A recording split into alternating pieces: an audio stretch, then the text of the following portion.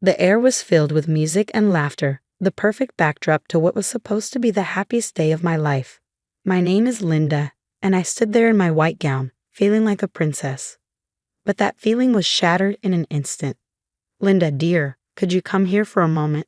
My mother-in-law's voice, sharp and insistent, cut through the merriment. I excused myself from my friends and walked over to her, noticing the stiffness in her posture and the tightness of her smile. "What is it, Mrs. Dalton?" I asked, trying to keep my tone pleasant. "It's about the way you look at me, Linda. I know a look of contempt when I see one. I'm your husband's mother, and I deserve respect, not disdain." Her words, laced with accusation, took me by surprise. "Mrs. Dalton, I assure you, you're mistaken. I have nothing but respect for you," I replied, feeling a wave of confusion. "Respect? Ha! I've seen the way you roll your eyes, the little sighs when I speak. You think I'm blind? You've turned my own son against me." Her voice rose, drawing the attention of nearby guests. "Mom, what's going on here?" My husband, Mark, joined us, his brow furrowed with concern. "Your wife, she's been disrespectful to me, always looking down on me. And today, on your wedding day, she's been the worst." Mrs. Dalton's voice broke, tears welling in her eyes. "Linda, is this true?" Mark looked at me, his expression a mix of disbelief and rising anger. "No, it's not true. I've done nothing of the sort," I said firmly, feeling a growing sense of injustice. "She's lying." "Mark, I'm your mother. Would I lie to you?" Mrs. Dalton sobbed, clutching his arm. In a moment that felt surreal, Mark's hand came up and struck my cheek in a stinging slap.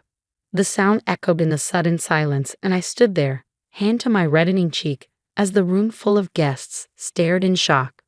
"How could you?" I whispered, not to Mark or Mrs. Dalton, but to the universe that had allowed this to happen. "Linda, I didn't mean," Mark stammered, his anger giving way to confusion and regret. "No, you show me exactly who you are," I said, my voice steady despite the turmoil inside me. Turning away from them, I addressed the crowd. "I'm sorry you had to witness this. Please continue to enjoy the celebration. I need a moment alone." As I walked away, the whispers began, but I held my head high. This was not the end, but the beginning of something else.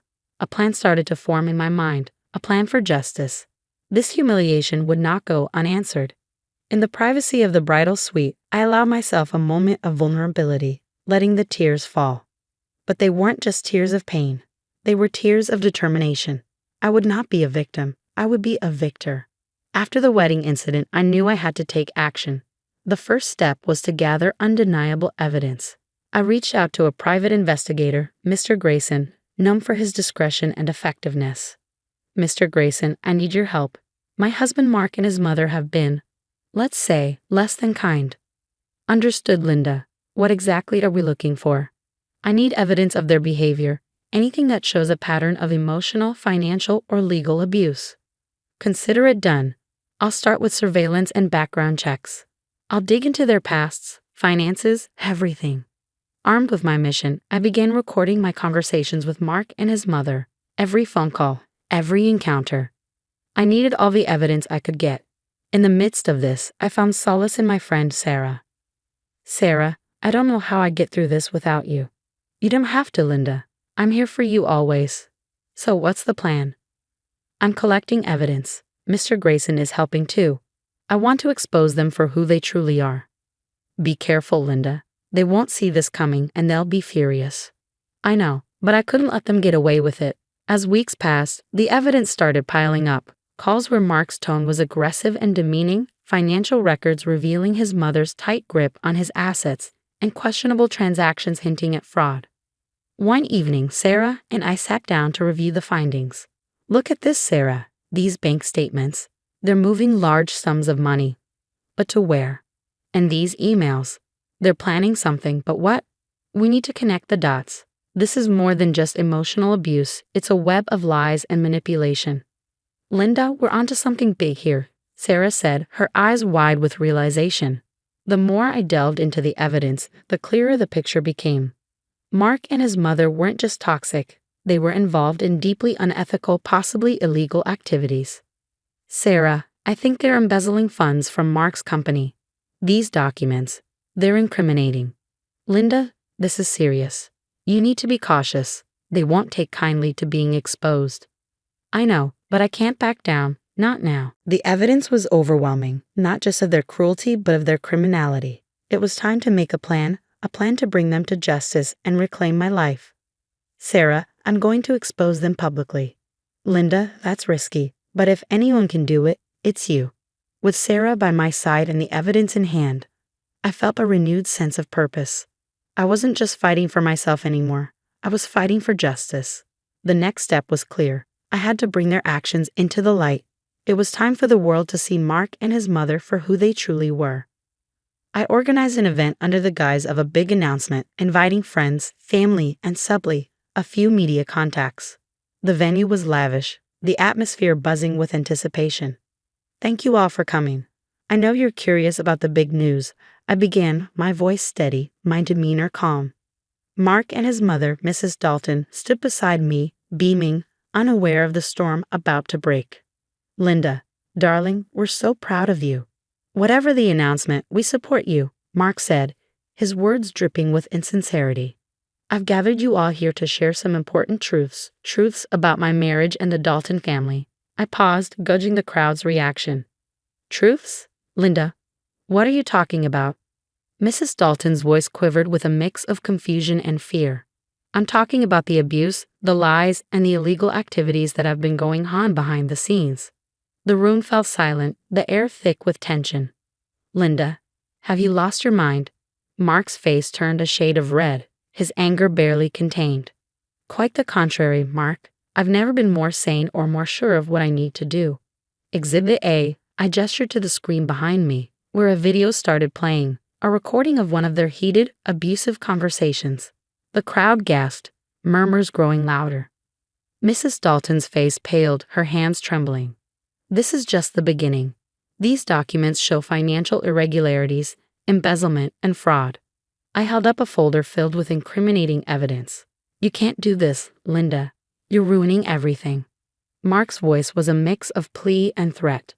I'm not ruining anything. I'm exposing the truth, a truth that everyone needs to see. The media personnel started clicking their cameras, capturing every moment of the unfolding drama. Linda, please, let's discuss this privately. Mrs. Dalton's voice was barely a whisper, her facade of control shattered. No, Mrs. Dalton, no more private discussions. The time for hiding is over.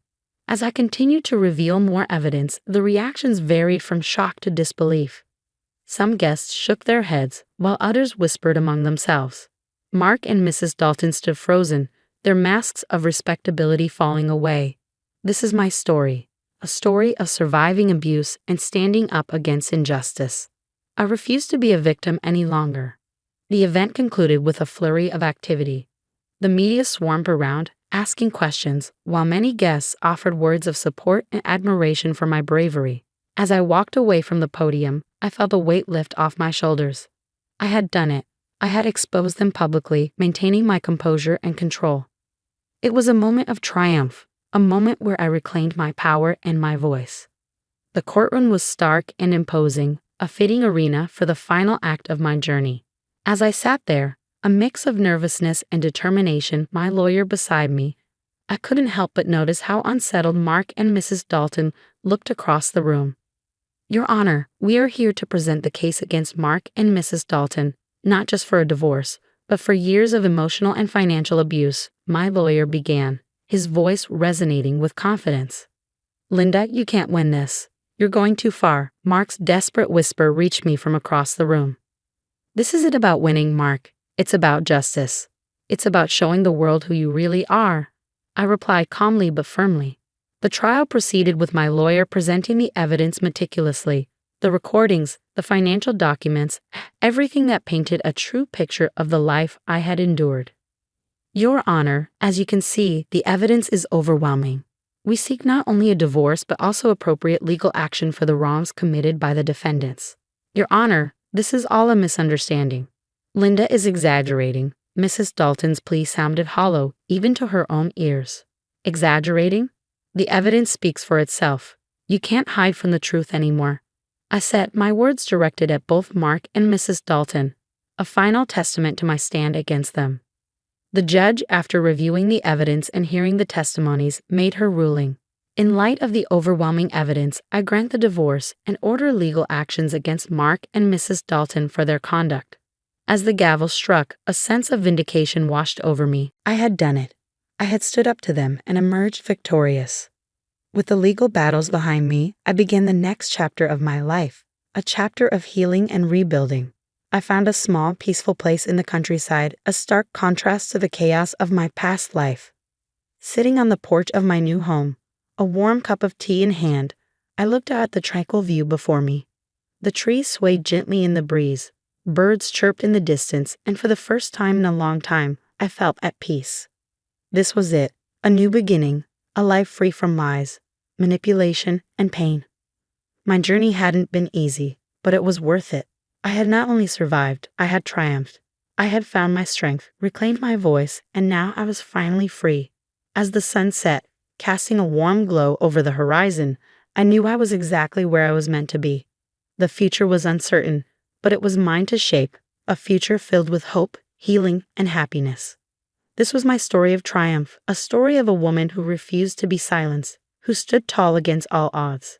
This was my closure, my victory. The story of Linda's journey has reached its conclusion. Do you believe Linda's decision to publicly expose and legally confront her husband and his mother was the best course of action? Could there have been a different way to handle such a situation? Share your thoughts in the comments below. And if you enjoyed this story and want to see more like it, don't forget to like this video and subscribe to our channel for more compelling narratives. Your support helps us bring more stories to life.